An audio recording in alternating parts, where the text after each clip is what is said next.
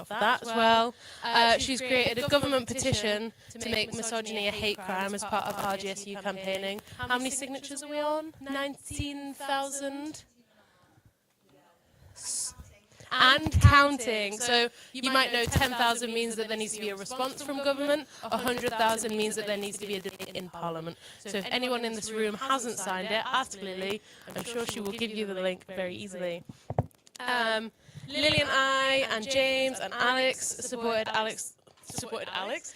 students through exam stress, and we gave out 400 wellbeing goodie bags, which Lily planned and packed.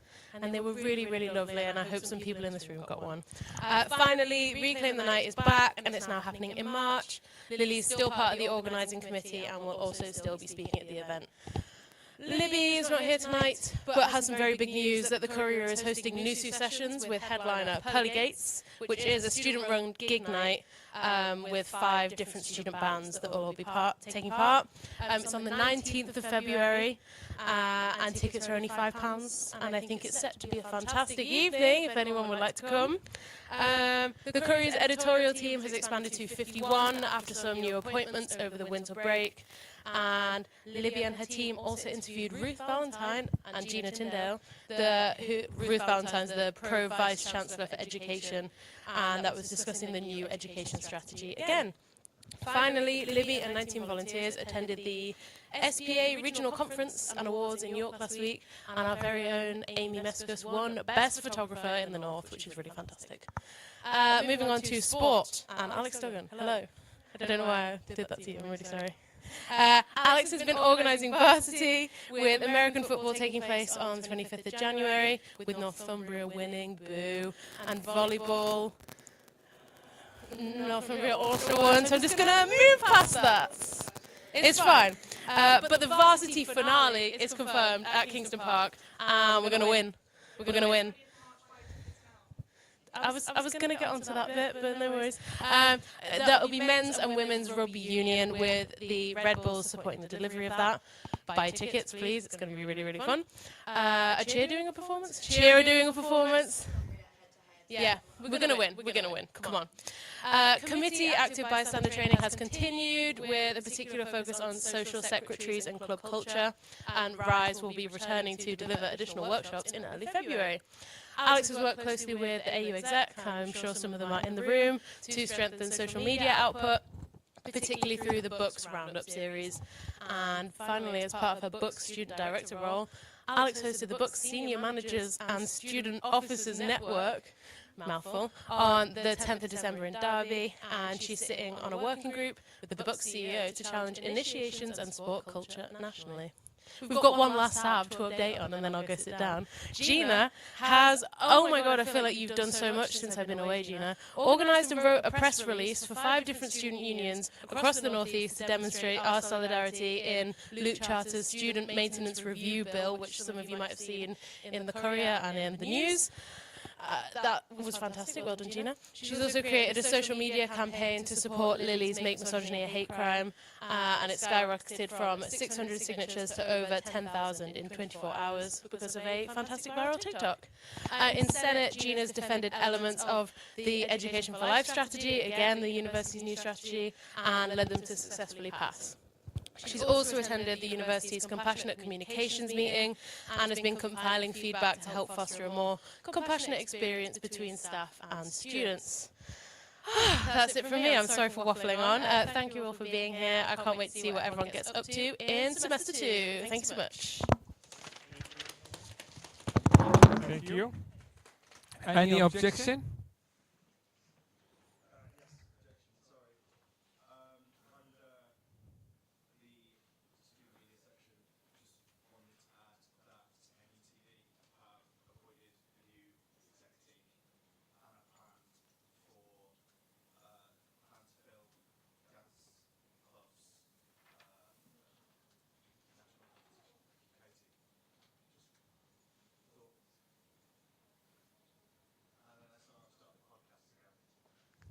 Okay.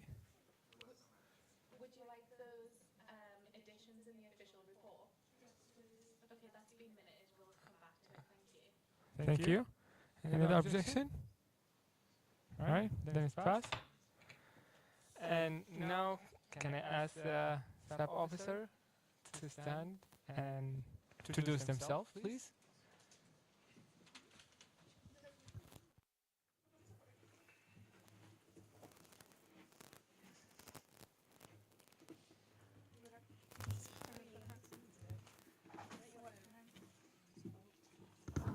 Hi everyone, I'm Ilsa. I'm your president this evening and for the rest of the year. Sorry, I'm just finishing a grape. I'm Alex. Oh, as we go. Okay, I have 2 mandates to update on. So the first was about defend dissent, and I was mandated to lobby the university to sign it. I was in contact with Nigel, and then I got forwarded to Lucy, and Lucy and Kelly had a meeting, so that's our academic registrar. They gave me a very long letter, which I have received. They will not be signing the letter, the Defend Dissent Charter, but I think we're going to attach the letter as an appendix, so you'll be able to read that letter if you wish. Apologies, that is not the outcome that anyone in this room wanted. From last council, Hafsa had a motion about defending the rights of student activists, and I was mandated to get in contact with Amira, the president of NUS, and I printed out her response.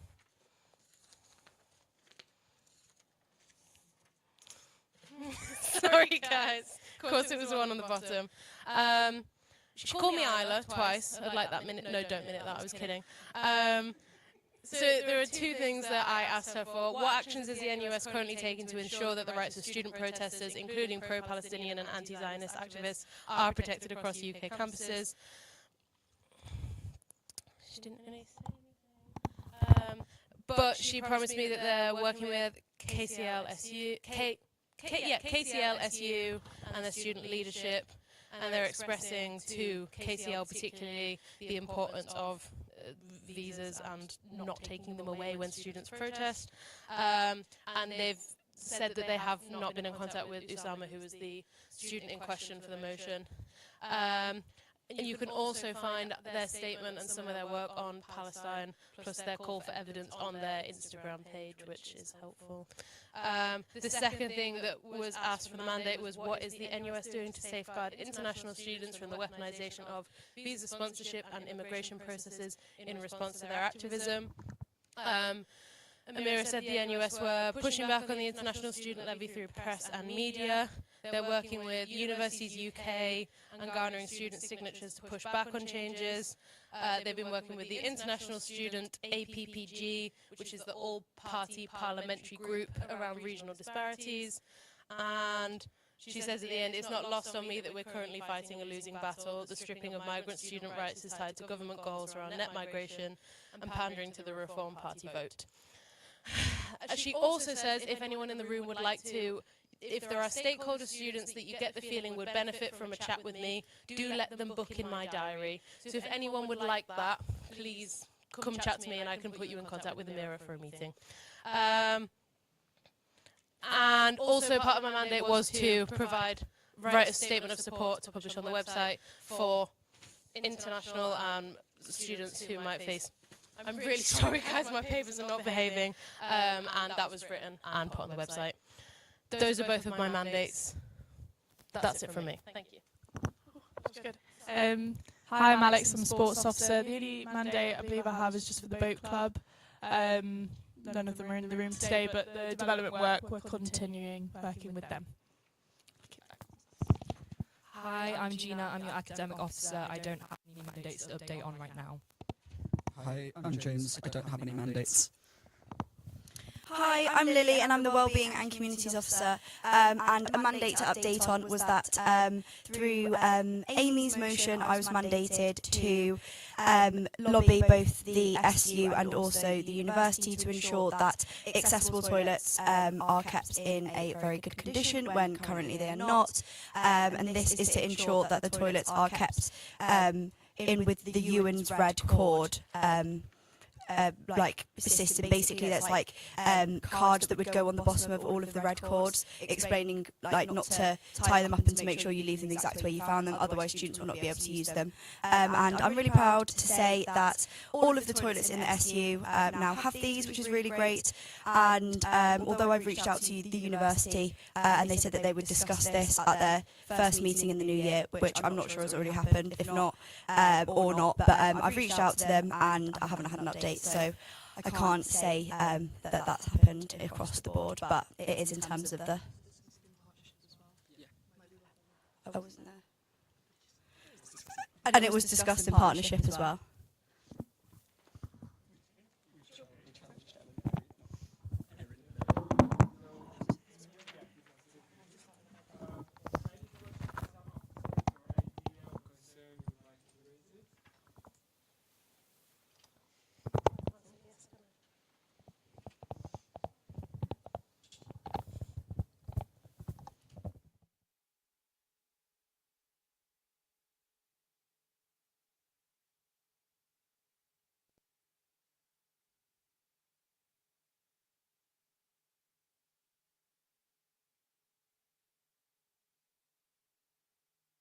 Very clever, very clever. Right, okay. Ilse, you mentioned in the State of the Union report that the catering team had promised a sort of review of their services. I was wondering if there's been any sort of time frame given for that, or if there's been any details on what that might include, what cafes that might entail, any specifics. I'm aware they do like to be opaque.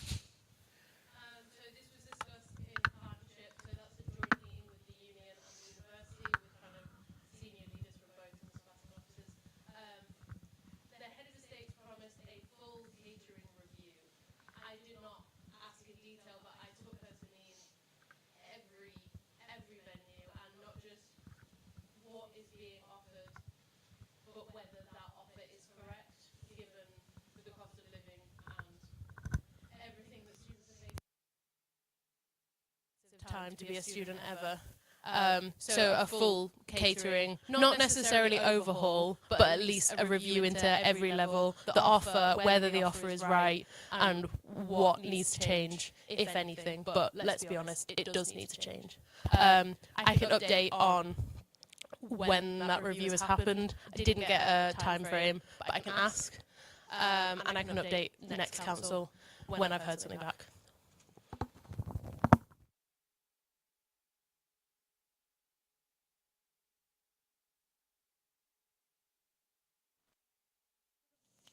Have a seat. Thank you all.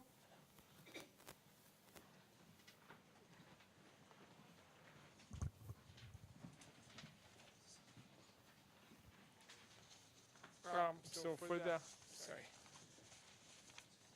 the officer report and executive committee minute, it was sent around the other papers ahead of today, and we received no objection, so they are passed. And now we'll move to motions. Can scan this barcode. Oh yeah, sorry. So this barcode, if you would like to submit any motions, you can scan that barcode. Just if you want to submit a motion. Not voting, sorry. Sorry, my bad. Everyone's okay. And now that's for the session to vote, so please scan it.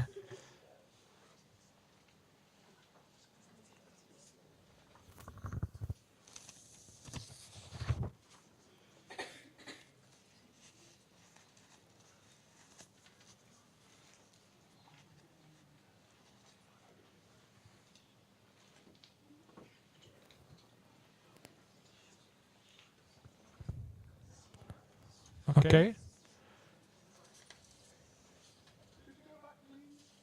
For the motion? No. Oh, sorry.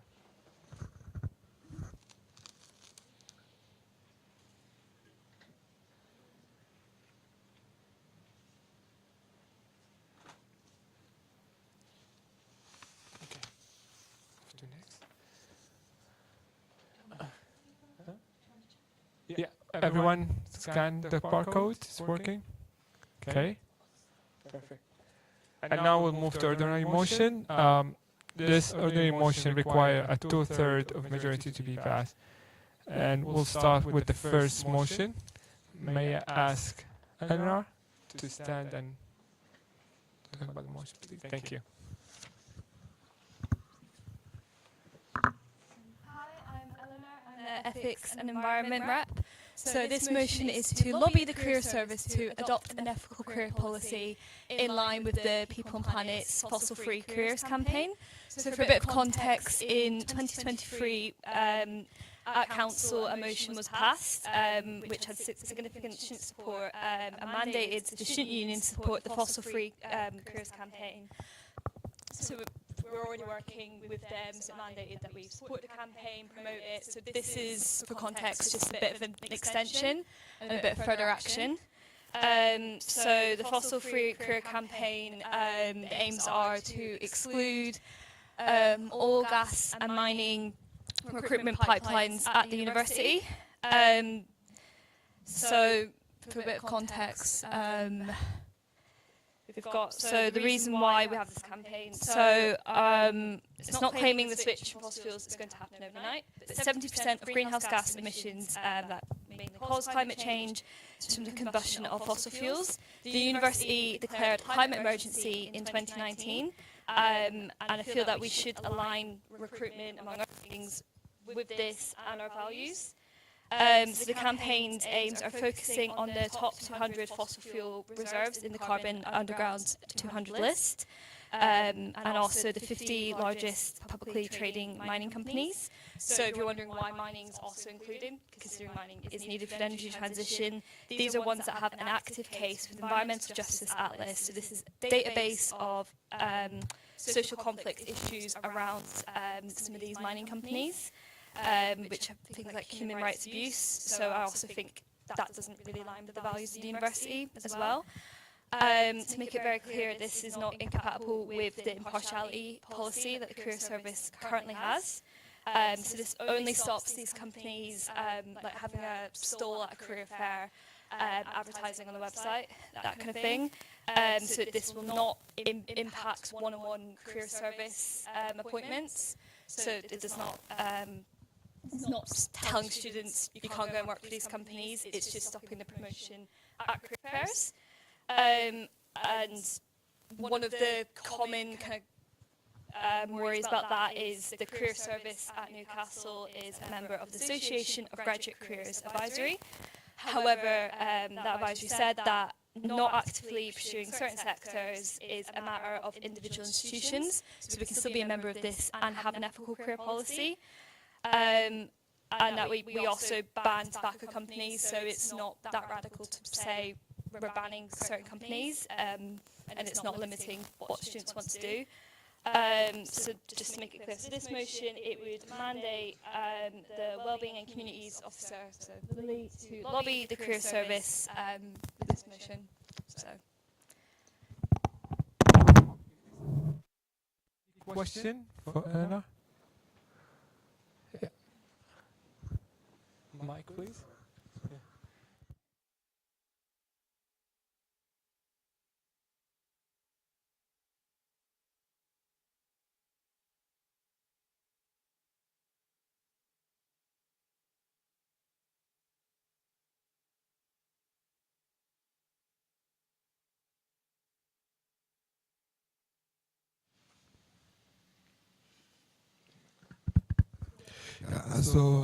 I just have one question. Is that obviously the motion is great. Do you have any number in mind? If adopting this policy or the motion is passed, how this can affect the recruitment process of the university?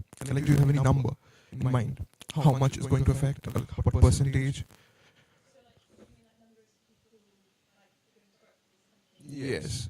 Like the whole recruitment process for the university, and obviously these companies do part a role. And so if we do end the pipeline, how much was going to decline the recruitment process? Any number in mind? All right. Because it depends how many people apply, how many people actually end up getting recruited. So the motion's not, it's not going to say we're stopping students from going to work in these companies. It's just aligning with the values that we declared a climate emergency. In 2019, it also, again, just because having this motion in place, like I said, students from this university can still go and apply to these companies. So it's more just about sending a message to these companies that doesn't really align with the values of the university, so don't have numbers. And I think also it just depends on subjects, context. I'm an earth science student, we do a lot of geology. My course was cut, so that's already ended a bit of a pipeline into these industries already. One last question is that in this current economy, do you really think that taking this motion up, and if this motion gets passed, is it going to harm the whole recruitment system in the university? No, I don't think it would.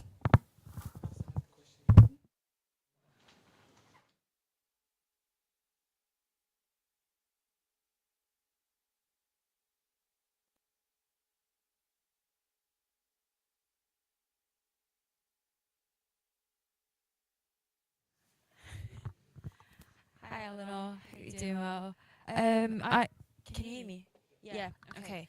So, I've been in direct communications with people like Lucy Backhurst and Kelly Oliver, and raised UN reports which listed companies like Caterpillar and BAE Systems, which is a weapons company, in reports asking countries to stop arms export license to Israel, including war crimes like Al-Mawasi massacre that happened in Gaza. When asked how they would respond to that, they basically said they would evaluate it. It's been over a year, nothing's happened. I think my question is, lovely idea, I really hope it goes through. The question is more so, how can we make sure the university actually listens to this rather than says, yeah, we'll consider it, and kind of end it there, because that's what's happened to us, where we went in with a UN report, now the UN's declared it a genocide. Nothing's really changed since. We've still got BAE Systems on campus, we've still got these ties to these companies. So what can you, how are you planning to tackle that side of things, if that makes sense? So I did speak to the career service a little bit about this when the Fossil Free Career campaign got in contact with me, and I asked the career service to have some meetings. As when this motion, another motion was passed a few years ago, they met with previous students, and then that led to them having the impartiality statement, which had that line saying we will still work with companies, including fossil fuel companies. So that is a really good point. I think it's the idea of having this motion as a bit of an addition to the one from 3 years ago, actually having a sabbatical officer to mandate you to actually lobby the career service. I think it adds to student support. Again, we don't know if this will actually help them change their mind. But again, I think having two motions is better than one. And I think, unfortunately, they might see what you've raised about the weapons. They might see that separate to the fossil fuel companies. I actually considered putting this all in one, but I thought I'll stick to the main campaign aims and see how it goes from there. So I'm not sure how it's going to go, but I think, see what the support is.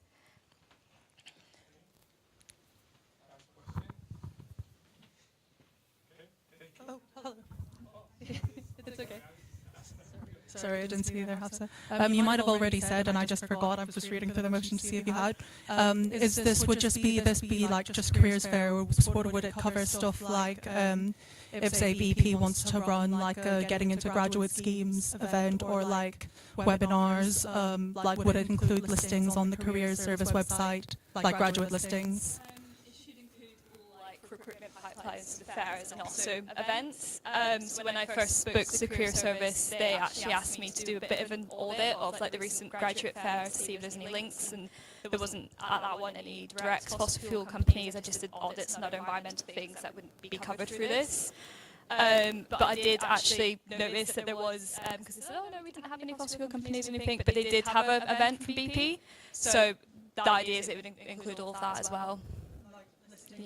And everything. Mm-hmm. So yeah, I should include that as well. So. All right. Thank you.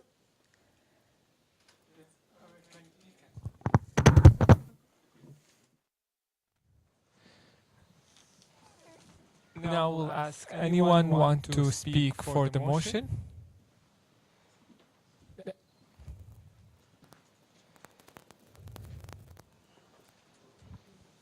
I have to say my name? Okay. Hi, I'm Gina again.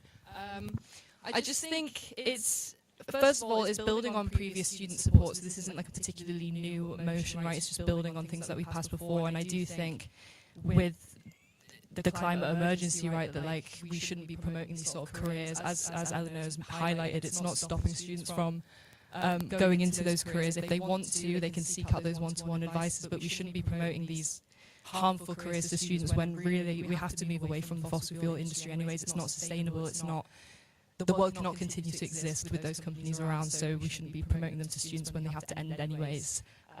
Yes.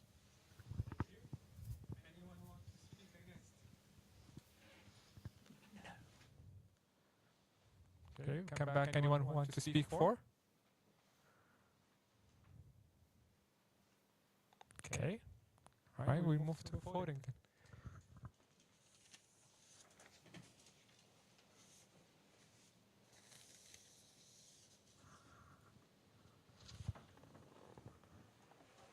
If anyone has any issues, just put your hand up and we'll come and help.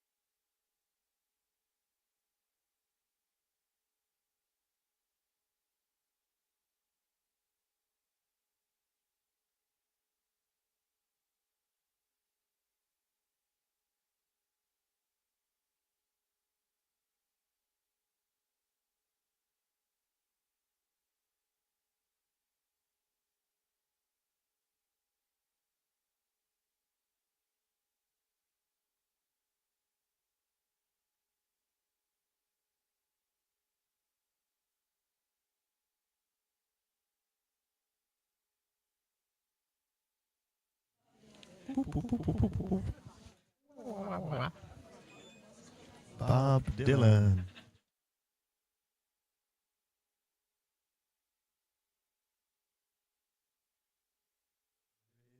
It's Merry Christmas, everybody's having fun.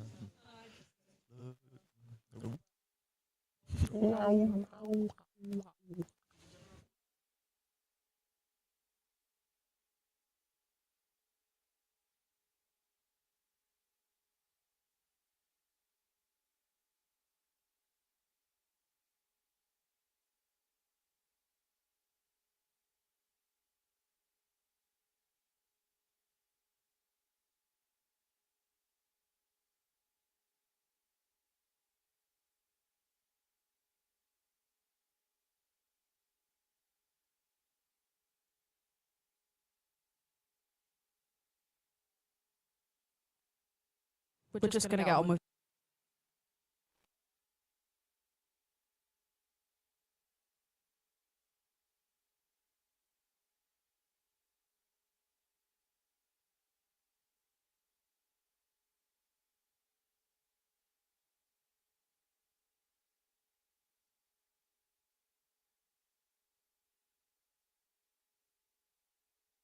So everyone, we're gonna close the voting right now.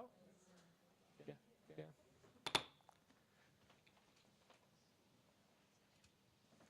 Okay, the motion has been passed.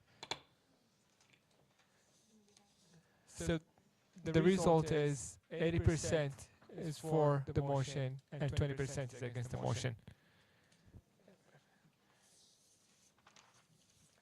And now we move to the constitutional motions. This motion needs a two-thirds majority to pass the voting. And today we have 4 motions to talk about.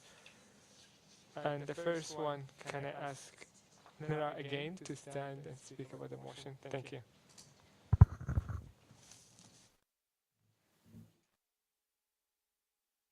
Me again, Eleanor, the Ethics and Environment Rep, and this motion is about my role.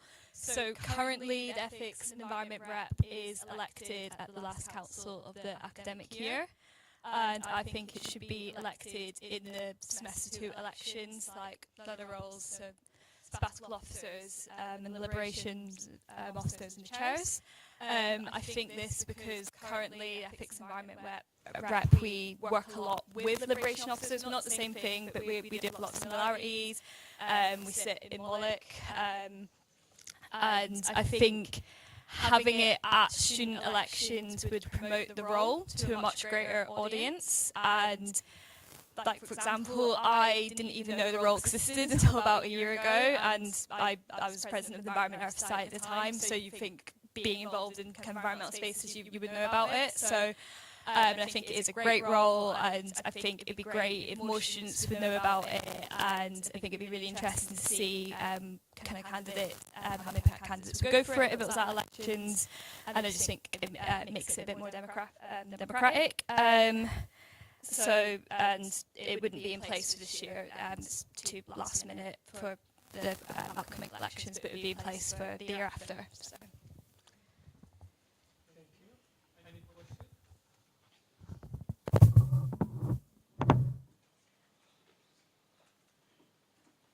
Okay. Who would like to speak for the motion?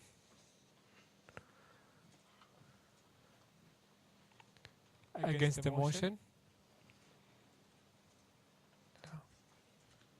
Okay, we can move to voting.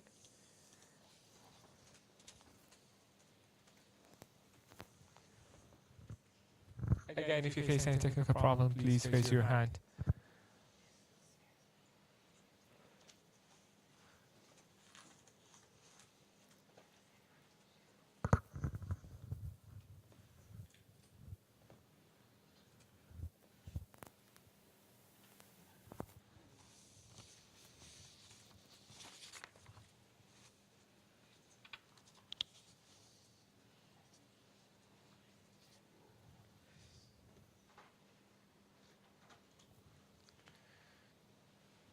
Has everyone voted?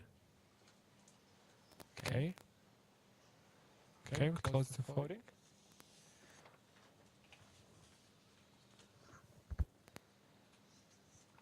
It's 100%, so the motion has passed. And now we go to the second motion. May I ask Elsa to stand and talk about the motion, please? I'm just going to apologise in advance because I'm going to like come up and down like 3 times in a row to do motions. So this is a motion about candidate allowances. So in our student elections, candidates are given a budget which they can campaign with, making it kind of equal. Everyone gets the same amount of money. In the past couple of years, we've had very large numbers of candidates, and the policy currently states a specific amount, which is set at 100 for unopposed, for opposed, and 25 for unopposed if you're running just by yourself.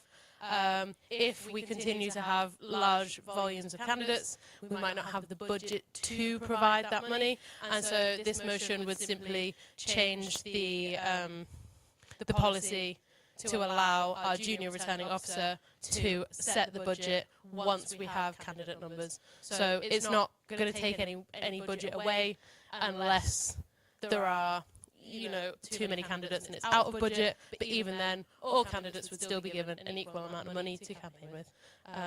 It's quite simple. Yes, that's it.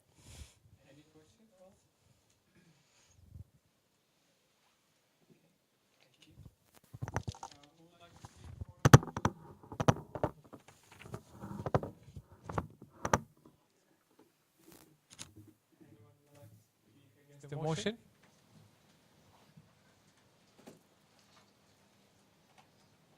Okay, start voting.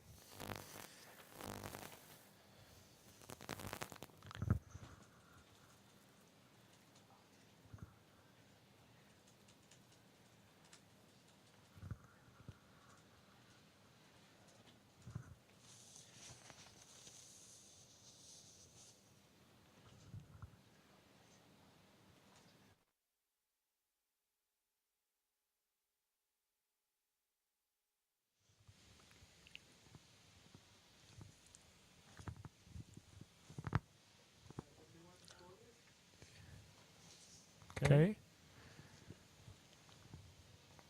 So we close the voting, please. Okay.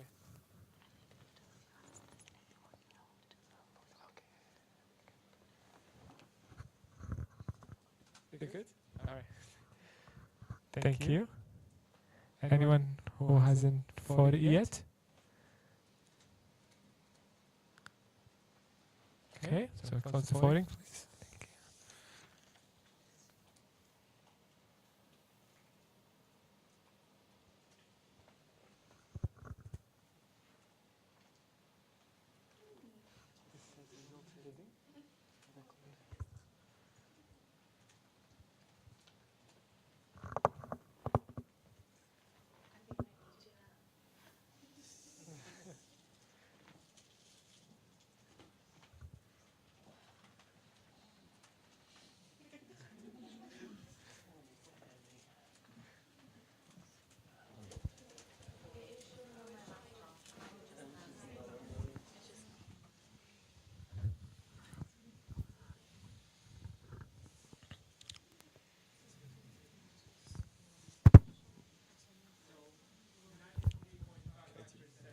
Thank you. For the motion and 6.4 against the motion, so the motion has been passed. And now we move to the third motion. May I ask the side gate? Thank you. I did warn you all, I'm really sorry. What are we on? 303? Yes. What do I want? I don't think I've seen this motion like 40 times. I still don't know what I'm asking for. We're asking to change another specific random bit of policy that no one will have looked at apart from steering. So I'd like to change Annex A affiliations to following a failure to approve ongoing affiliations at Students' Union Council to following a failure to approve ongoing affiliations at the annual general meeting. This is because we're having a vote about whether we stay in the National Union of Students or leave the National Union of Students, and on looking at our policy we realised it was not consistent. Is that correct, George? Yeah, George is nodding. George is in charge. And last time we had NUS referendums, we had to ratify it through trustee board, and am I making any sense? I don't think I am I? Anne's nodding. Okay.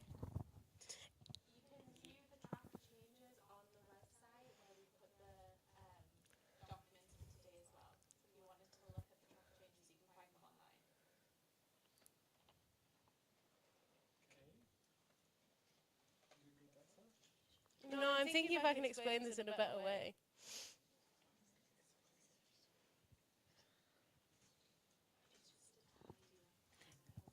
It's just to tidy up the documents and make it make more sense.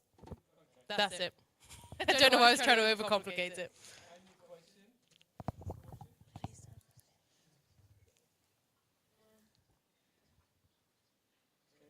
All right, thank you. Anyone who would like to speak for the motion? No. Against the motion? Okay, we'll start voting for the motion.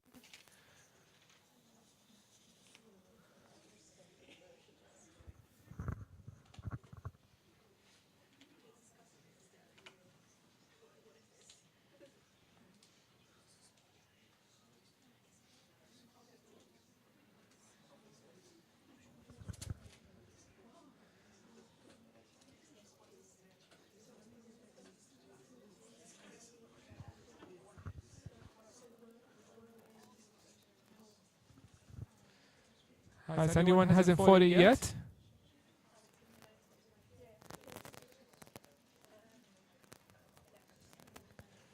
Everyone has voted? Okay, good. Perfect.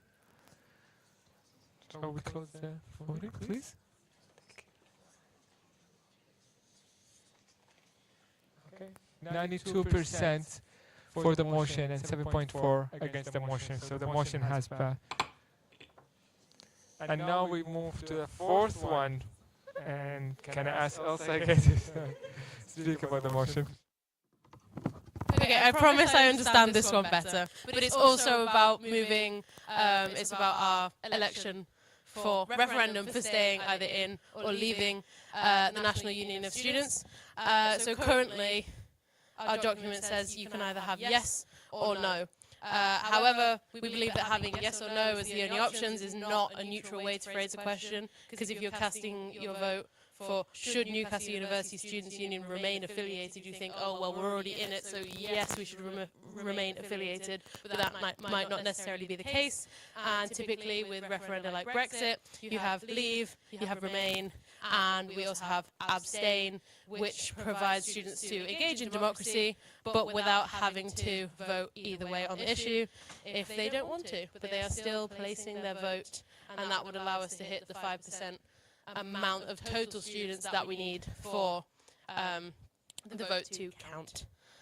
So we'd just like to change it to say the junior returning officer will determine the precise wording of the referendum question and the options on the ballot to ensure fairness and neutrality. The count will be conducted by the simple plurality system.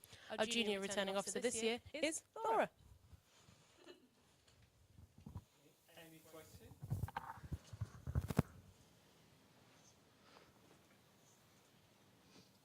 Okay, thank you. I'm going to sit down and I'm going to stay down now. You'll all be pleased to hear. Anyone would like to speak for the motion?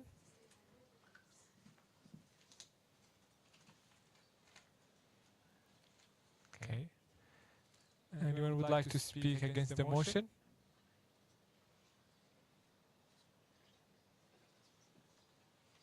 Okay, start voting for the motion.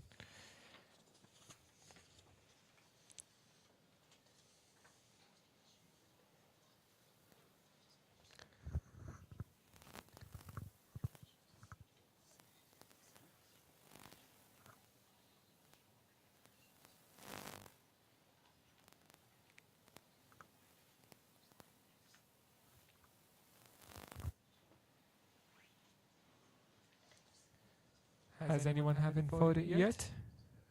Please raise your hand. Okay, so everyone's voted. Okay, can we close the voting, please? Okay, 100% for the motion. And now we're moving for election for positions selected by the council. So there are 3 places available in Wellbeing, Action and Liberation Executive. Anyone interested, please come in the front. Can you leave it? Come explain, yeah.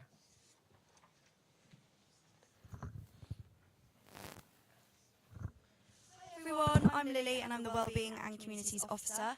So WALIC is a group for students to come together and share ideas of change that they'd like to make.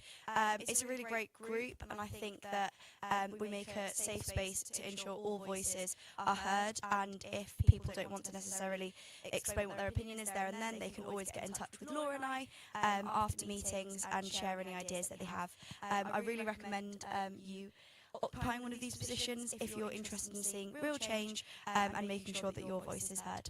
Thank you so much. Interested, please come in the front.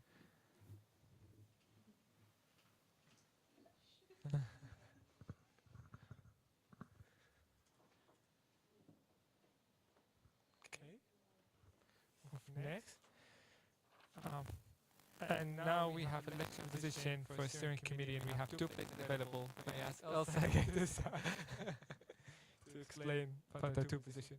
I'm really sorry I did lie. I am back again. Steering is really, really, really fun. You know all those motions we just looked at? Oh, I can't lean on that. That doesn't work.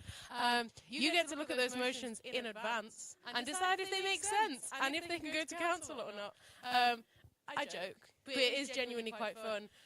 And we lost a member, not lost a member. One of our members stepped down because he had too many other commitments. And we'd really like someone to come and fill the Kaz-shaped hole in our hearts. Steering is genuinely quite a fun time. There's only 2 more meetings of council left, so it would be 4 meetings total maximum. They're an hour long. Alright, yeah, how much fun is it? good. A rave review, and it looks good on your CV. If you're interested, please come in the front. Can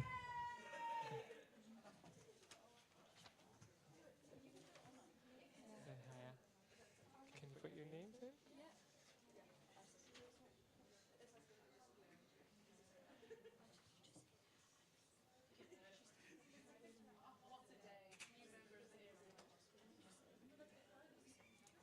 Can you introduce yourself, please?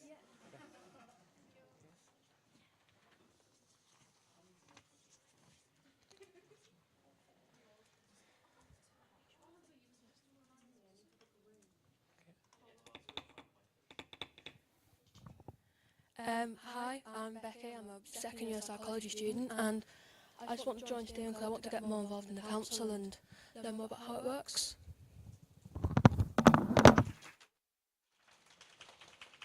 Anyone else interested in the steering committee? Any objection? Go. Yeah. It's out. Thank you. You're gonna ask a question, please? Yeah. You have it next to you. Yeah? Thank you. When are the meetings, please? Like, what days are the meeting and times?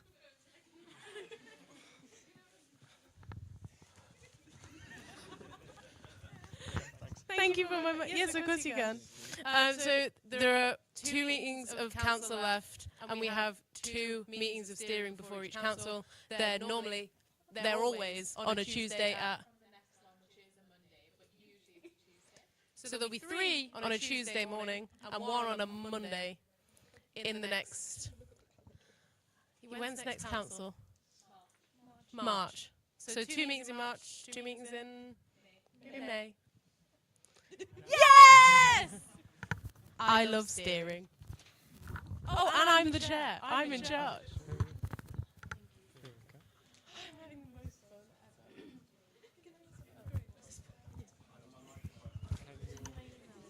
No, we just need to introduce yourself, please.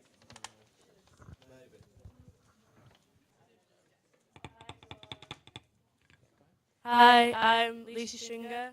I'm Welfare Officer for History Society and on Society's Executive Committee. And I'd like to do it just to see what council is about a bit more as well. Yeah. Thank you very much. Objection? Okay, thank you.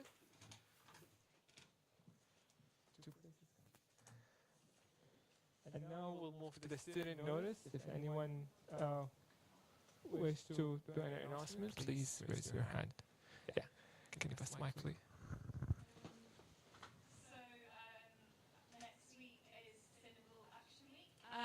So yeah, check it out. We've got lots of events happening at the Student Union. We've got some volunteering. We've got events from societies. We've got like environmental pub quiz for Surfers Against Sewage, raising money for that. An ecology walk, a beach clean. We've also got some events from the university. Funnily enough, ethical career workshop from the career service and a climate fresque workshop from the sustainability team, which is all about the scientific evidence behind climate change if you want to learn more about that. So have a look at the website and sign up.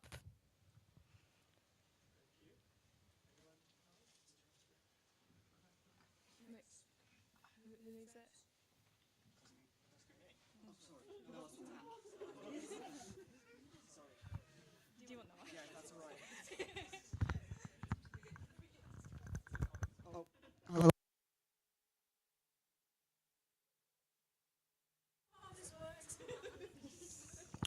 Just a quick one. If you've got any mates that are like really disengaged with extracurricular activities and like not particularly involved with the SU, would you be able to sort of pass their details on to myself?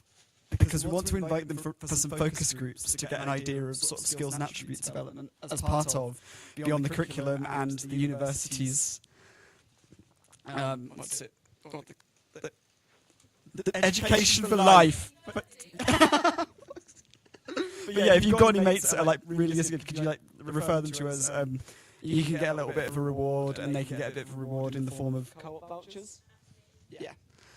That's all from me. And it's a panel. It will be 2 panels for an hour and a half on a Wednesday. How can we GDPR compliant pass over their information? That's a very good question. And the session is next Wednesday, so it's quite urgent. Right.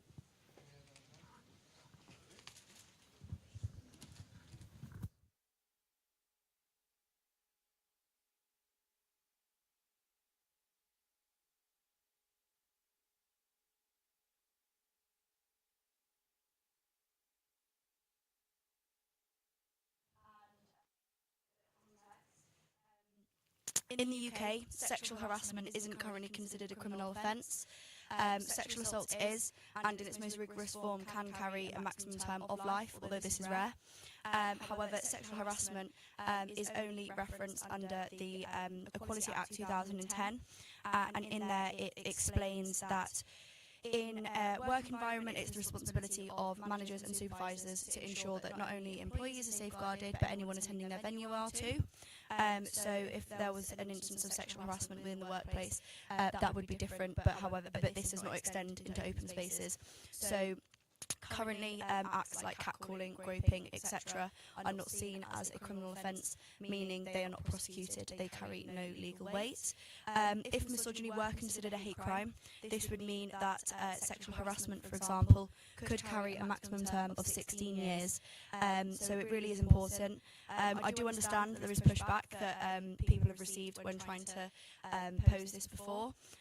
People explain that we wouldn't want to take away from the weight that sexual assault carries, for example. However, this isn't to take away, and instead to increase sentencing and add harsher penalties that aren't currently there. And as it was said before, we have gone over the 10,000 signatures, so we do need a response from government, but we really, really want to secure a debate in Parliament, in which we need 100,000. So please, please, make sure you sign the petition. It's in my bio, but if anyone has any more questions or wants to know any more about it, please do reach out. I'd also really appreciate it if you could push this around your social circles and just speak to as many people as you can. It honestly takes 5 seconds, and this change is something that I really think we need. So thank you so much. That would be great. Thanks. Any announcement? Other announcements?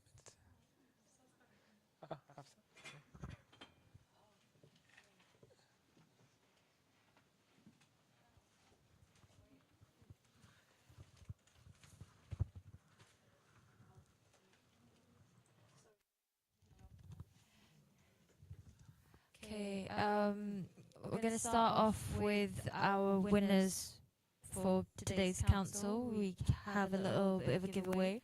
So we've got some vegan goods and a £20 co-op voucher. So for third place, can I get a drum roll, please, everyone? Thank you. So for third place, we've got Lucy Humphreys. Could you just wave so I know where you are? Thank you. You've got Candy Kittens and Wild Strawberry, and they're vegan. Definitely vegan. Doubled and triple checked it. It is definitely vegan. No worries. Okay. Another round of applause, please, guys. I mean, drum roll, drum roll. Sorry. Oh. Hi, Lily. You won. Two sweets. And they're all vegan again. And last drum roll of the night. Thank you. And the £20 co-op gift card goes to Cheyenne Manna. There we go. Thank you. I will be cheeky and hog the mic for a bit more. So, as you were mentioning, we had I think 2 motions about the NUS referendum. So we will be holding a cross-campus ballot on our continued affiliation with the NUS. This will be happening at the same time as officer elections, so that's your sabbatical officers and liberation officers. And we need passionate students on both sides to lead campaigns to remain affiliated or leave the affiliation. Please scan the QR code to register your interest.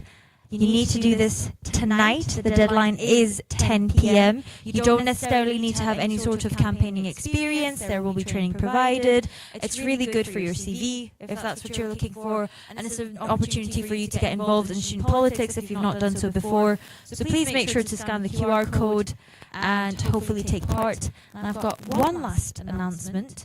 If you have been walking by Merce Court or Old Library or the Henry Daish, you will notice a massive white marquee. That massive white marquee is part of Islamic Society's annual Discover Islam Week. So it's only on, tomorrow's the last day, we're on till 5, and you can get free food, free henna, and free Arabic calligraphy. We've got some of the henna right there.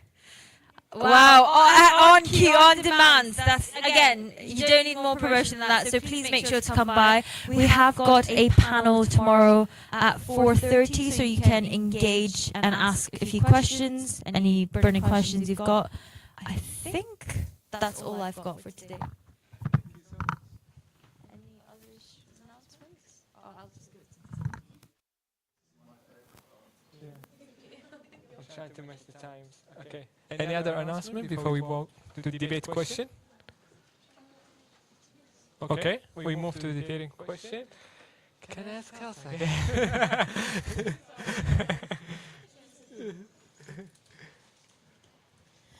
Okay, so if you haven't been to council before, at the end of every council we have an open debate topic, and if you have keen eyes, you may have seen on the way in 2 little boxes full of green counters. Thank you, George. How exciting. So this week, as I mentioned, I've been doing outreach stalls, and we've been using this as kind of like a pre-debate for the debate. So the debate the debate tonight is systemic climate action is more important than individual climate action, and this is kind of a preemptive for our Sustainable Action Week. And was Eleanor, did you propose this? Yes. So this is our sustainable open debate theme. Do I need to explain how the debate works, or do you do that? Raise your hand and then the mic will be handed to you. I summarise the debate at the end, so I can tell everyone what's happened, but you're all here, so surely you know. Dylan, do you want to pass the mic round? Any opinion? Yeah, we have.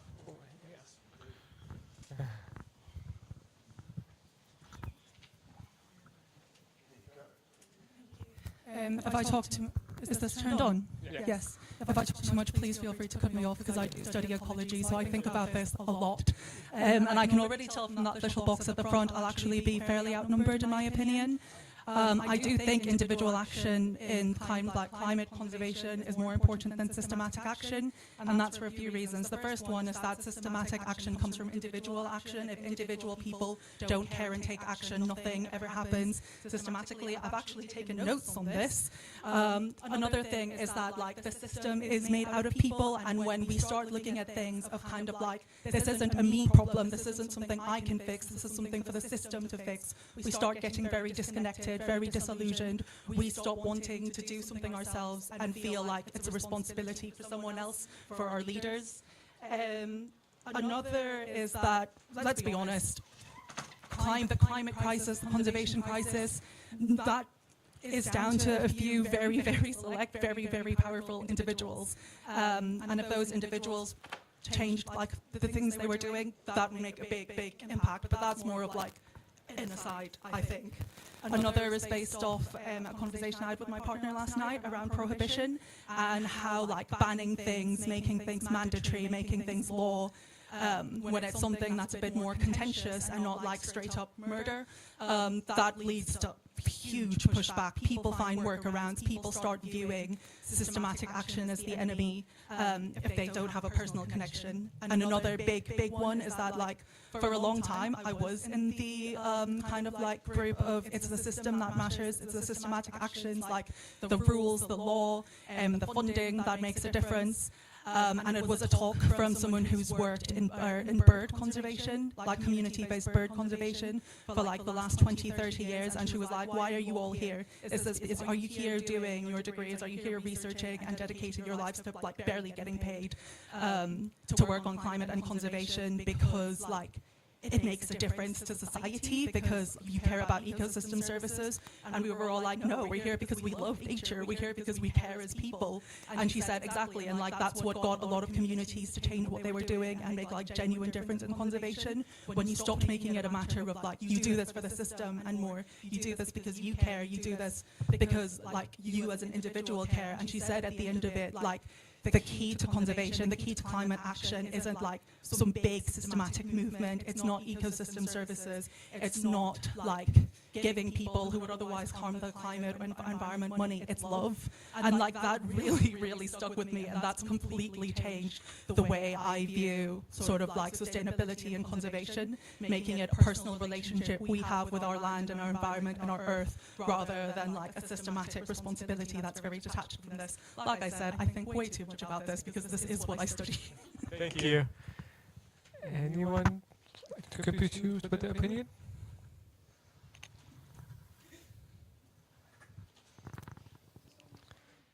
You raise your hand. Yeah, okay. So we can know.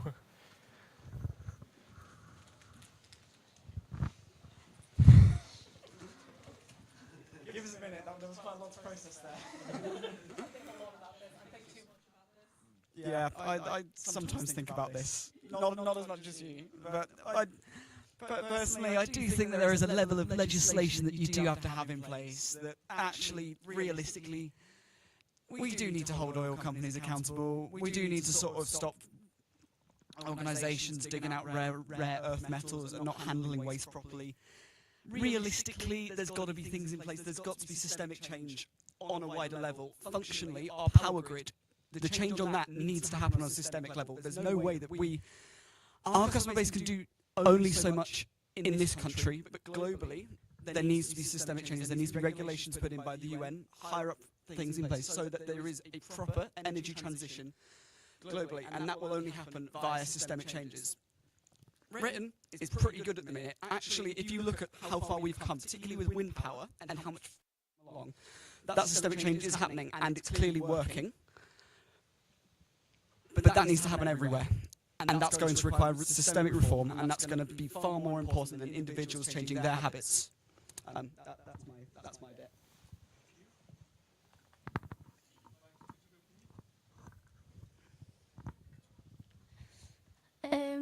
Do I have to argue a particular way? Okay. I completely agree with like everything you said, and also everything you said. I think the question is like, it's basically both sides are important. I think most people would agree with that to some extent. I've forgotten what I was going to say now. Yeah.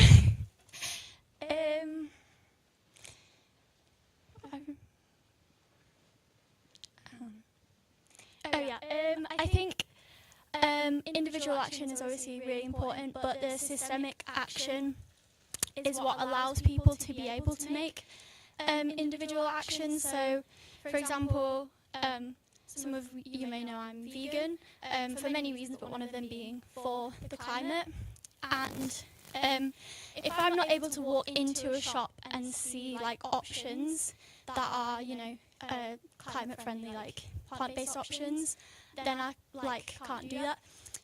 So like I feel like before they used to have like more options in like little Tesco's and stuff, and now that's not as easy anymore. And obviously I've been doing this for a long time, so I'm not gonna not buy the plant-based options. But for example, someone that's curious about that, or about reducing the meat consumption, for example, or whatever it might be, like it doesn't have to be that, it can just be buying more sustainable products in general.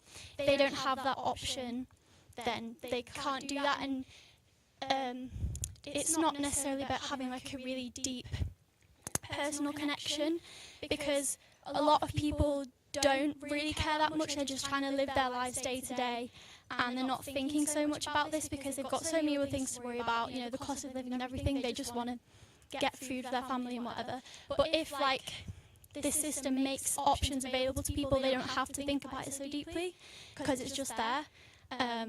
So I think it's both, but yeah. Sahas, could you share here, please? Okay. I'm just going to spice it up a bit. I don't think systematic, just building on what Leo said, I don't think systematic action can be achieved without individual action, because systems and legislations do not change unless you take action. You can see that the way women's achieved rights in this country. You can see that in how weapon factories were shut down in the UK, and you can see that that power that forces legislation to change comes from people taking direct action. So it's not just, I'm not going to buy plastic-based stuff. It is us escalating from there, whether that be groups like XR, whether that be groups that are taking direct action, putting their liberties on the line to ensure these legislative changes. That is how we get, that is the most important form of action. It is not me boycotting plastic products or some MP eventually thinking that, yeah, actually climate change is kind of a big problem. You make them feel the pressure by taking direct action, and we've seen successful campaigns, whether that be people taking direct action against weapons companies in the UK, shutting down, I think, 4 out of 10 at least Elbit factories that have been permanently shut down, if not more. And there have been companies like Elaine's that have dropped Elbit systems just out of sheer pressure of direct action. And I think that, building off of Leo's point, that yes, systematic action cannot be achieved without individual direct action. Contribute? Yeah. No, right here.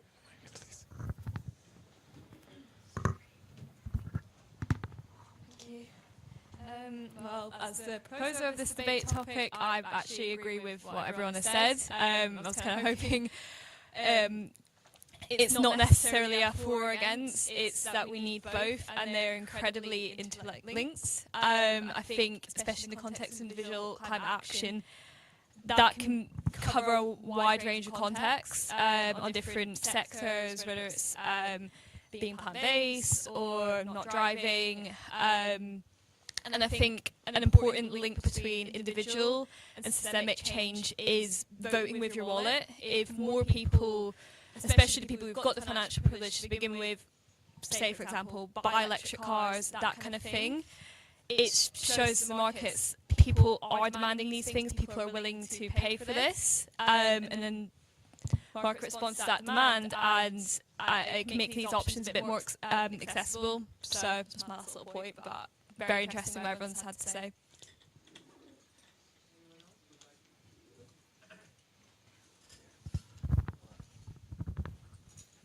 Good afternoon.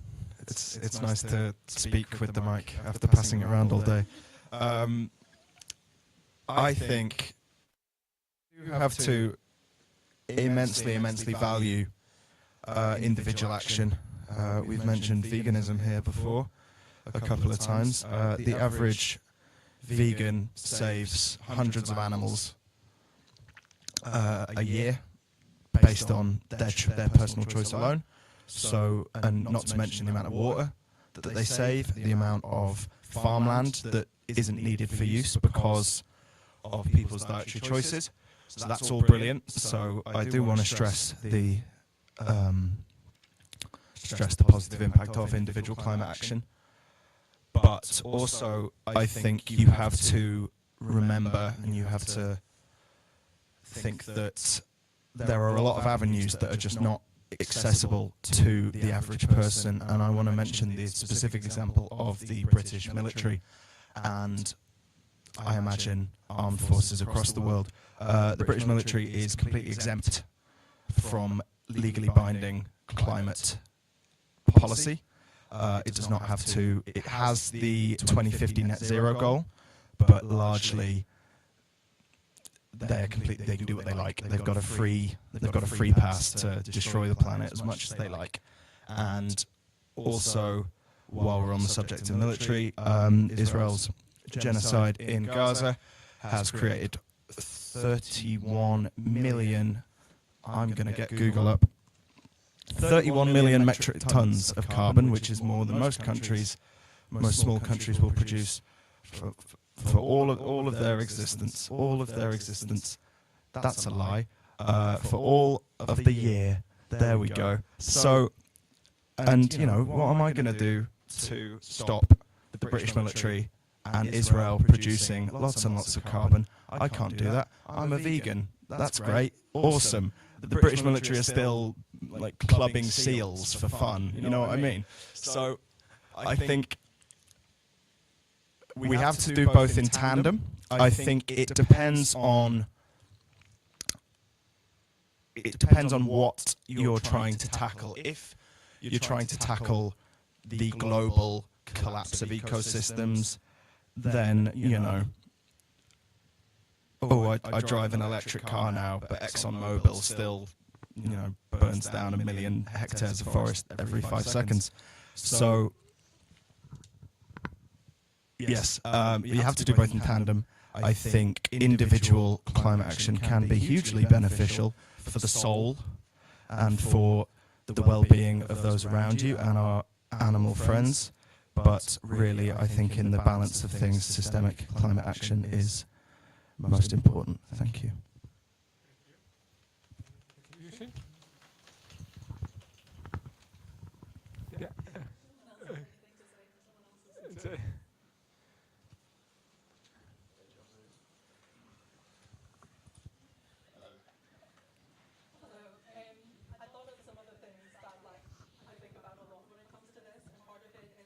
The systemic actions that we take and what's considered like acceptable approaches to climate change conservation are very much based on individual attitudes. Not to get a bit nerdy, but the global IG biodiversity targets, which was the old set of like biodiversity and climate change targets, focused entirely on like valuation, entirely on like the services that the environment can give to humans. The latest kind of like global biodiversity framework, the Kunming-Montreal Global Biodiversity Framework, brings in its considerations points about like individuals' relationships with nature, and it's like it's great because like it brings in some like indigenous knowledge systems, some indigenous thought processes around like relationships with Mother Nature and everything. Like it brings in other motivations for like more individual motivations for climate action and conservation action. And part of why I think that's really important is because, like, for those of you who don't know me, I like snakes. I do a lot of work with reptiles, with insects, with, like, kind of less appreciated animals. And kind of, like, the standard of what is acceptable for reptiles and insects is completely different for the standard of what is acceptable for birds and mammals. My supervisor was telling us about how, like, there are some moors around here which are home to hundreds, thousands of adders. They get burnt every fall, every winter to make space for ground nesting birds, and we were horrified because that's when adders nest. Like, you've got hibernaculars of adders, some of them gravid, some of them with eggs inside of them, that you're just burning and smoking to death for the sake of the birds and the mammals that want the space for the same land. And it's like, if you go up to the average person and say, would you spend £5 a tiger, they'll say yes. Will you spend £5 to save like this insect, this frog, this lizard, this snake? They'll say no. And like those individual attitudes, like the individual caring, not caring, makes a huge, huge difference. It's one of the biggest barriers that we face when it comes to conservation and climate work. This is something I think about way too much, Abdul.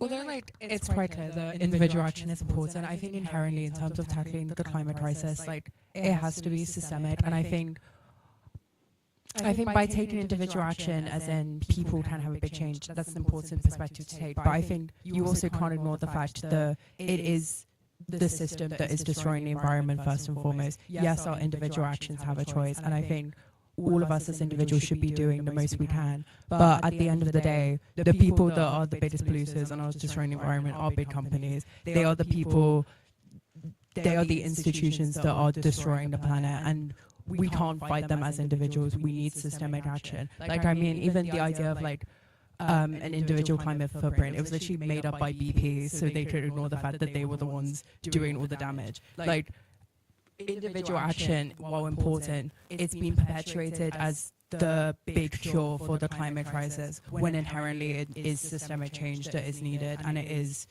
tackling these big companies.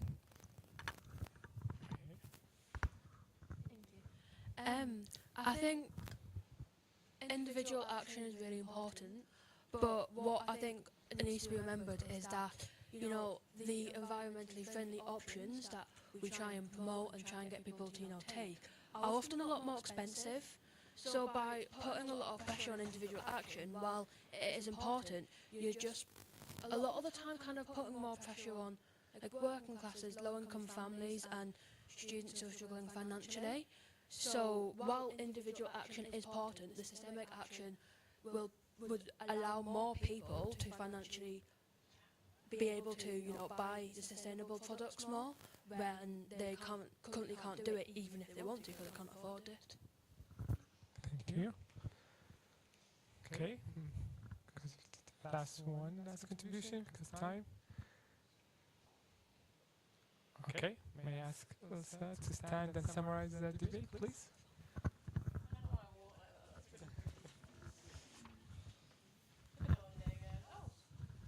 No, I don't need that microphone. I'm holding a microphone. I feel like we kind of reached a consensus there that maybe me summarising it will not help, but that we need both in the overall picture, and that while individual action like does matter, and we are all, you know, individuals in this system, and that like is important, like Leo said. There is, on a systemic level, like Dylan says, there are still people clubbing seals out there, and I can't stop them from clubbing seals if you know, I can't. Yes. So while individual action is important, there is a level of which systemic action can change on such a larger scale, like you say, BP and the climate footprint. There is so much that. There is so much that needs to be done on a wider scale, but as individuals we influence that systemic change, and that is important. And individuals push for systemic change, and individual actions and choices can influence the market, like you said about electric vehicles, sustainable food options, and everything. So we have to do both and have vegan pizza at council, because those individual actions of us choosing to eat vegan pizza are the systemic actions of Newcastle University Students' Union. And now we have to have vegan food at every event. So the changes of a few individuals affecting the system. We're doing it here. Okay. I will actually go and sit down and stop talking now.